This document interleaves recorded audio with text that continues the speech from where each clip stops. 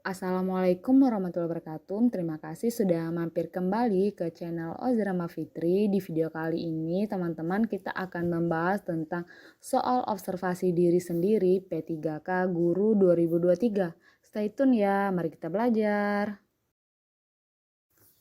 Baiklah Bapak Ibu, kita masuk saja soal yang pertama, yaitu salah satu kunci keberhasilan tujuan pembelajaran dapat dilihat dari manajemen kelas yang dilakukan oleh guru. Salah satu kelas Anda memiliki karakter peserta didik yang sering terlambat. Berbagai upaya telah Anda lakukan, namun tetap ada saja peserta didik yang terlambat. Upaya yang dapat Anda lakukan adalah A. Meminta ketua kelas untuk mengkoordinasikan ketertiban agar tidak ada yang datang terlambat. B.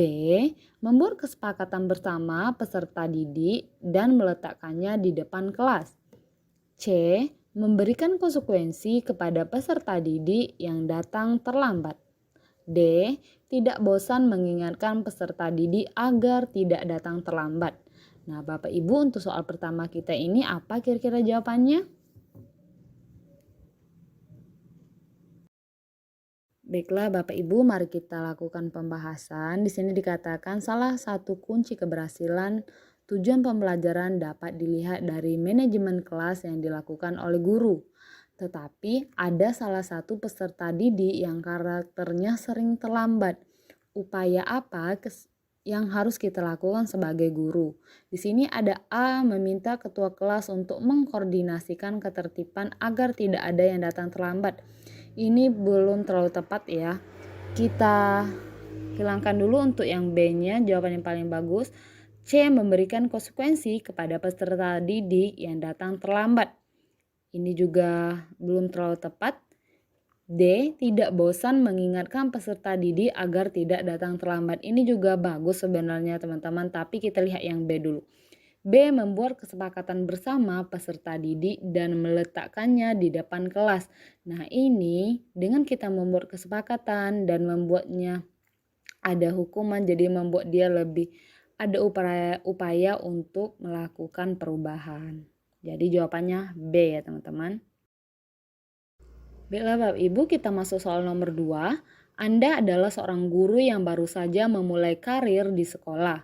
Anda memiliki peserta didik yang berasal dari beragam latar belakang ekonomi yang berbeda. Salah satu peserta didik Anda berasal dari keluarga yang kurang mampu, yang seringkali terlambat datang ke sekolah. Tindakan yang Anda lakukan pada situasi tersebut adalah A. Menegur peserta didik dan meminta orang tuanya untuk datang ke sekolah karena perilaku terlambat sudah sering terjadi. Sedangkan yang B. Menegur peserta didik dan mendiskusikan keterlambatan peserta didik yang bersangkutan untuk mencari solusi bersama dalam mengatasi masalah tersebut. C. Menegur peserta didik secara terbuka dan mendiskusikan di depan kelas agar teman-temannya memberi sanksi sosial. D. Tidak bosan mengingatkan peserta didik agar tidak datang terlambat. Nah, jawaban yang benar apa Bapak Ibu?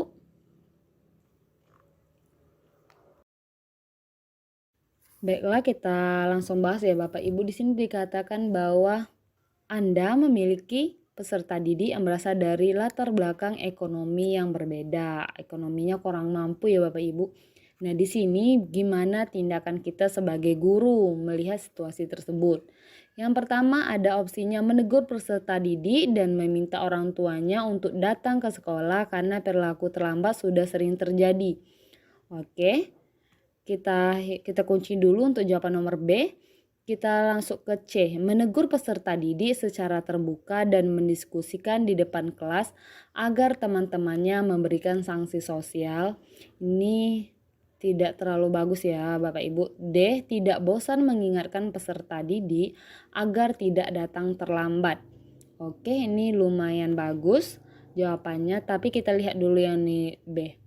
Menegur peserta didik dan mendiskusikan keterlambatan peserta didik yang bersangkutan untuk mencari solusi bersama dalam mengatasi masalah tersebut. Nah, ini lah yang harus lebih baik, sikap yang harus kita ambil sebagai guru. Jadi jawabannya B ya Bapak Ibu.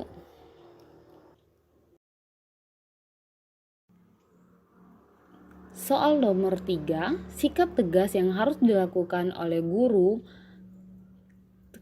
Tegas bukan berarti kasar, tetapi dapat menegaskan peraturan tanpa pandang bulu. Berikut ini salah satu tindakan tegas seorang guru saat jam pembelajaran adalah: A. Riko selalu mengobrol dengan teman sebangkunya saat pembelajaran berlangsung. Bu Ozi memberikan hukuman sesuai peraturan yang ada. B. Guru memberikan program makan bersama setiap Senin dengan pemutaran lagu yang menemani makan. C. Bu Rahma memberikan hukuman fisik pada peserta didik yang terlambat. D. Kepala sekolah memberikan aturan jam masuk dan pulang sekolah bagi guru dan peserta didik agar disiplin. Nah, jawabannya apa Bapak Ibu? Sebelum kita bahas, mari kita bahas Bapak Ibu. Di sini dikatakan sikap tegas yang harus dilakukan oleh guru.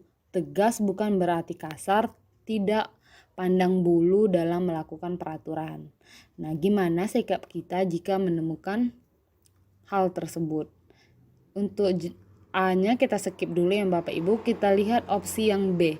Guru memberikan program makan bersama setiap Senin dengan pemutaran lagu yang menemani makan. Ini kurang tepat ya Bapak Ibu. Sedangkan C, Bu Rahma memberikan hukuman fisik kepada peserta didik. Ini kita tidak boleh melakukan hukuman fisik sekarang kepada siswa. D, kepala sekolah memberikan aturan jam masuk dan pulang sekolah bagi guru dan peserta didik agar disiplin. Ini bagus sebenarnya teman-teman. Kita lihat dulu yang A ya. Kenapa jawabannya A? Riko selalu mengobrol dengan teman sebangkunya saat pembelajaran berlangsung. Bu Ozi memberikan hukuman sesuai dengan peraturan yang ada. Iya, ini yang dinamakan tidak pandang bulu. Baiklah Bapak Ibu, kita masuk soal nomor 4. Anda seorang guru kimia, ada salah satu siswa yang tidak paham dengan cara Anda menyelesaikan soal di depan kelas karena menurutnya terlalu sulit untuk dipahami. Maka sikap Anda adalah: A. Membiarkannya berusaha lebih giat. B. Mengajarkan di depan kelas. C. Meminta teman satu mejanya menjelaskannya. D. Menjelaskan sekali lagi dengan cara yang lebih dipahami. Apa kira-kira jawabannya Bapak Ibu untuk soal kita nomor 4? Baiklah Bapak Ibu, mari kita bahas. Di sini dikatakan ada seorang guru kimia, salah satu siswa tidak paham dengan cara guru tersebut menyelesaikan soal di depan kelas. Maka sikap kita sebagai guru tersebut yaitu di sini ada opsi A, membiarkannya berusaha lebih giat. Ini kurang tepat ya Bapak Ibu. Untuk B, mengajarkannya di depan kelas, ini juga kurang tepat. C, meminta teman satu mejanya menjelaskannya. Sebaiknya lebih baik kita ya Bapak Ibu untuk menjelaskannya kembali kepada siswa yang belum paham pada saat kita menjelaskan. Di sini ada opsi D, menjelaskan sekali lagi dengan cara yang lebih dipahami. Nah, kalau kita bertemu dengan siswa ada yang tidak paham, lebih baik kita menjelaskan sekali lagi dengan cara yang lebih dipahami agar siswa tersebut bisa paham tentang materi yang kita jelaskan. Soal nomor 5, berdasarkan evaluasi yang diisi oleh peserta didik, banyak yang mengeluh sikap Anda dalam mengajar, yaitu terlalu sering memberikan tugas kepada peserta didik. Meskipun begitu, banyak juga peserta didik yang lebih memahami materi setelah mengerjakan tugas yang Anda berikan. Hal yang sebaiknya Anda lakukan setelah mengetahui hasil evaluasi tersebut adalah: A. Tetap memberikan tugas banyak kepada peserta didik sesuai prinsip Anda. B. Meniadakan pemberian tugas yang dianggap membebani peserta didik. C. tetap pada pendirian dan tidak menerima kritikan. D. Mencoba mengurangi tugas yang diberikan dengan sering melakukan latihan soal di kelas. Nah, jawaban yang baik ini apa, Bapak Ibu?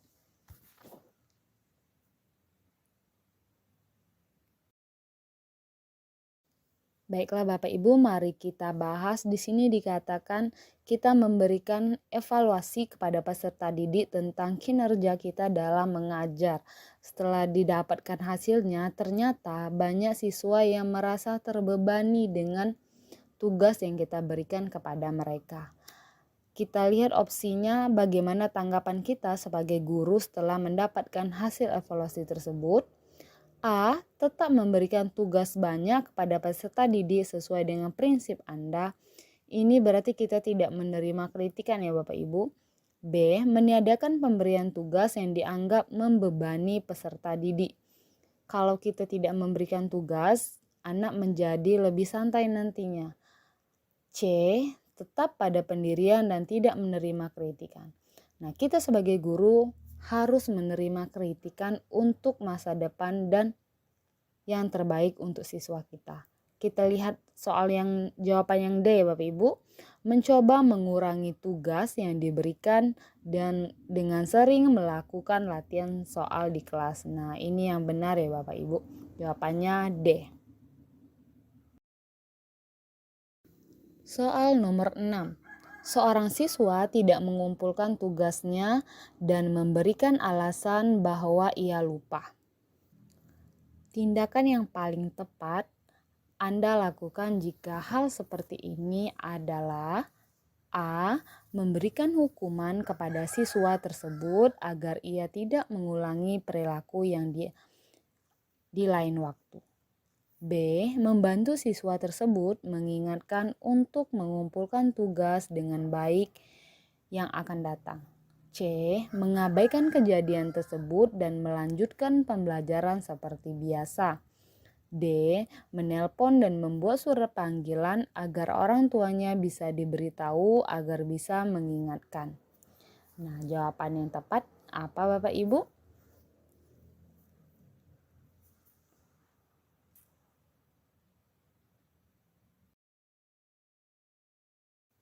Mari kita bahas Bapak Ibu. Di sini dikatakan ada siswa kita yang tidak mengumpulkan tugas dengan alasan ia lupa ya.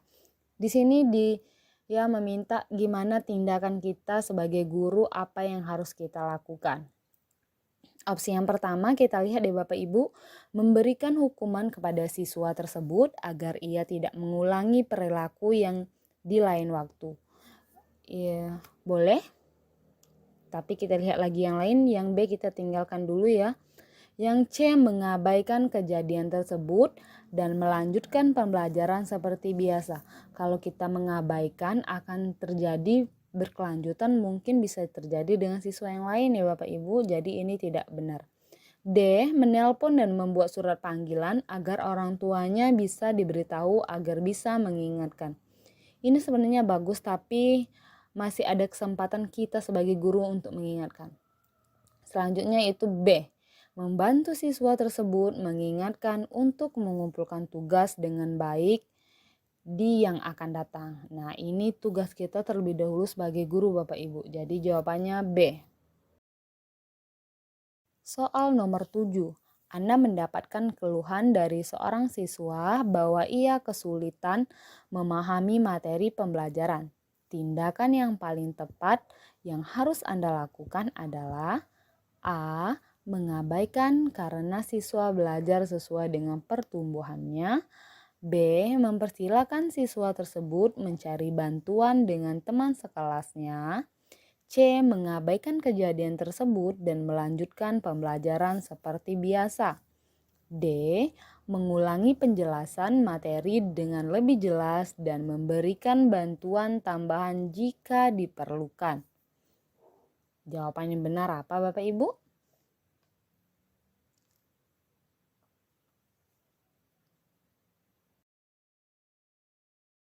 Baiklah Bapak Ibu, mari kita bahas. Di sini dikatakan Anda mendapatkan keluhan dari siswa. Dia mengatakan dia tidak memahami materi pembelajaran. tindakan yang harus kita lakukan. Di sini ada A, mengabaikan karena siswa belajar sesuai dengan pertumbuhannya. Ini kita sebagai guru tidak boleh mengabaikan siswa. B, mempersilahkan siswa tersebut mencari bantuan dengan teman sekelasnya. Oke, kita tampung dulu opsi yang B. C, mengabaikan kejadian tersebut dan melanjutkan pembelajaran seperti biasa. Kita sebagai guru tidak boleh mengabaikan jika ada kejadian seperti salah satunya siswa tidak bisa memahami pelajaran ini ya Bapak Ibu. Kita masuk ke D. Mengulangi penjelasan materi dengan jelas dan memberikan bantuan tambahan jika diperlukan. Nah, ini yang paling tepat jawabannya yaitu D. Kita masuk soal nomor 8. Seorang siswa tiba-tiba melaporkan bahwa temannya sedang sakit gigi saat pelajaran Anda berlangsung. Sikap Anda, A, menyuruhnya tidur di dalam kelas karena siapa tahu nanti sakitnya tidak lama. B, memintanya ke UKS menemui penjaga UKS. C, memintanya bertahan sampai jam pelajaran selesai. D, tidak menghiraukan dan tetap melanjutkan pelajaran karena 30 menit lagi akan istirahat.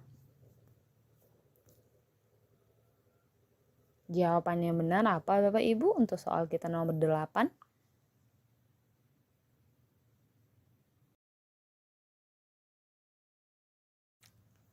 Baiklah, kita bahas soal nomor 8 ya Bapak Ibu. Di sini ada siswa kita sakit gigi saat jam pelajaran kita berlangsung. Sikap kita sebagai guru jika ada siswa kita yang sakit ini seperti apa? Kita lihat opsi yang A, menyuruhnya tidur di dalam kelas karena siapa tahu nanti sakitnya tidak lama. Ini tidak benar ya Bapak Ibu. B, kita simpan dulu. C, memintanya bertahan sampai jam pelajaran selesai. Ini tidak juga baik Bapak Ibu karena siapa tahu kalau giginya memang benar-benar sakit harus segera diobati. D, tidak menghiraukan dan tetap melanjutkan pelajaran karena 30 menit lagi akan istirahat. Nah, ini juga tidak benar ya Bapak Ibu. Kita lihat opsi yang B. Memintanya ke UKS menemui penjaga UKS. Benar, jika ada yang sakit kita segera membawa atau memintanya pergi ke ruangan UKS karena di ruang UKS ada penjaga yang bisa melakukan tindakan pemberian obat. Baiklah Bapak Ibu, kita masuk soal nomor 9. Anda berhalangan hadir disebabkan beberapa hal yang mendesak. A, saya meminta guru lain menggantikan saya. B, saya memberikan kebebasan kepada murid. C, saya menitipkan tugas untuk para murid. D, saya akan menggantikannya di lain waktu. Jawabannya apa Bapak Ibu? Nah, untuk soal kita nomor 9.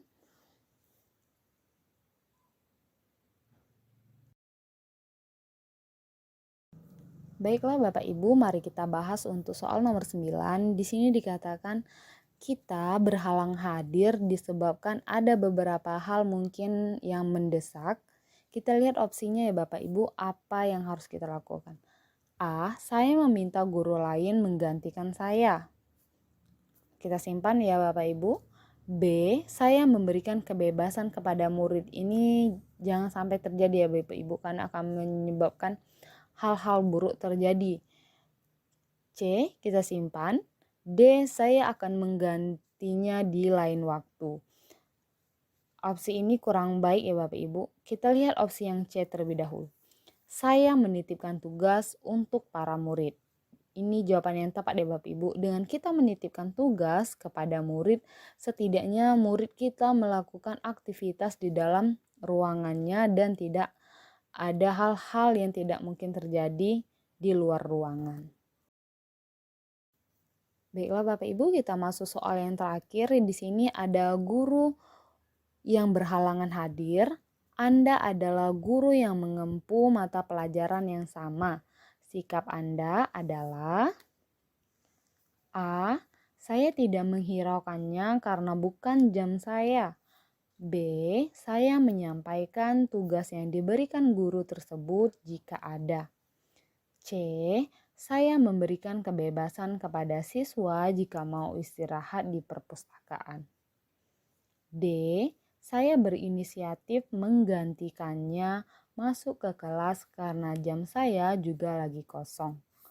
Nah, jawaban yang terakhir ini apa Bapak Ibu?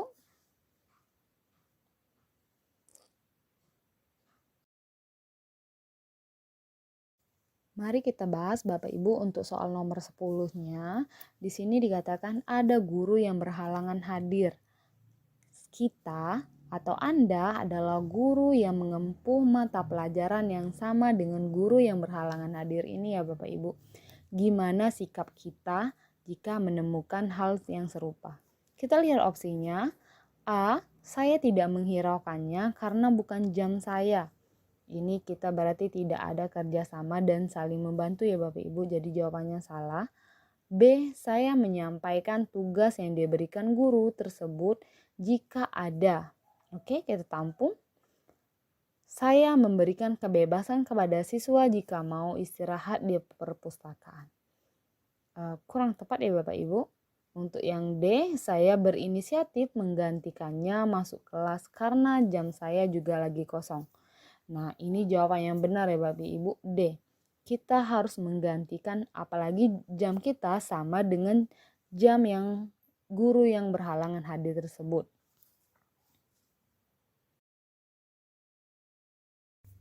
Baiklah Bapak Ibu, kita sudah hampir di penghujung video. Terima kasih sudah menonton. Jangan lupa subscribe and follow Ozrama Fitri biar saya semakin semangat untuk membuat videonya. Bye-bye. Assalamualaikum.